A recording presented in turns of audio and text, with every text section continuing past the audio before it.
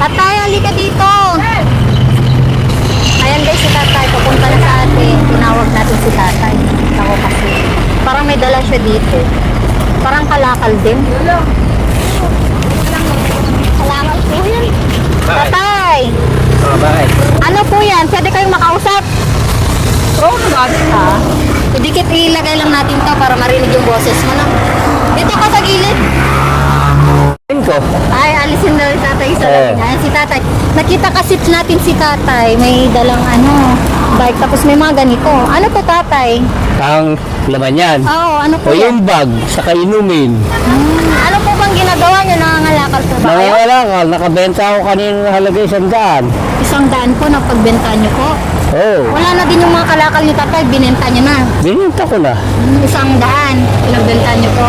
Oo, naka 10 kilo eh. 10 isang kilo. Plastic po. Oo. Plastic. Yung mga ito, plastic din po. Kaya May mga binibenta ko 3 ang isa. Stress ang isa po. Bali, ayan po. Mga bote-bote. Ayun, mga boteng gano'n. Ayun. Ayun, pupulutin mo pa yung mga bote tatay. Hindi ngayon eh, pagsamba na kami bukas eh. Ah. Ay alanganin na. Tagasan ka dito tatay? Karidad. Caridad. Asan yung mga anak mo? Doon din. May Hindi. asawa ka. Ala, hiwalay na ako tinangay nung pamangkin ko yung asawa ko. Ay? Bata pa yung asawa ko, may git pa lang siyang 50. Tinangay ko ng pamangkin nyo yung asawa nyo? Oh, Ilang taon na po? bata pa. Ilang taon na po kayong hiwalay na tinangay po? Ay, matagal na. Pagal na po. Magmula nung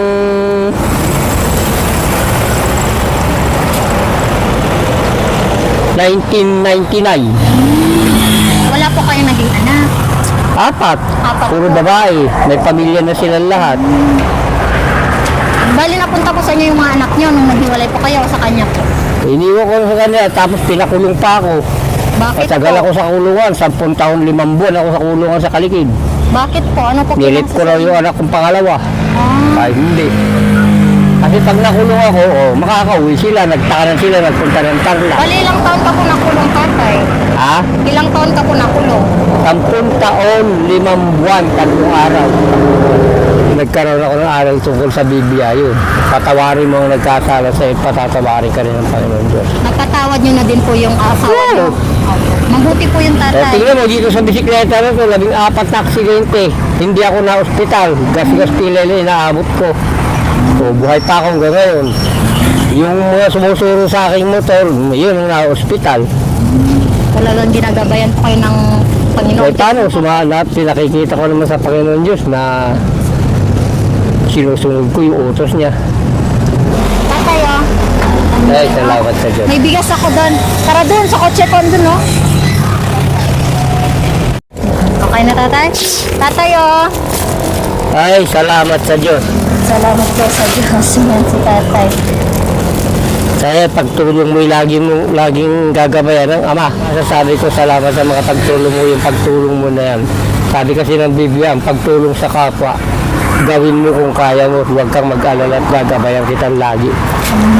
Nakalagay sa Biblia yun. Ako, tatay. Ay, kung di ako nagkaroon ng aral sa Biblia, hindi na tayo nagkita.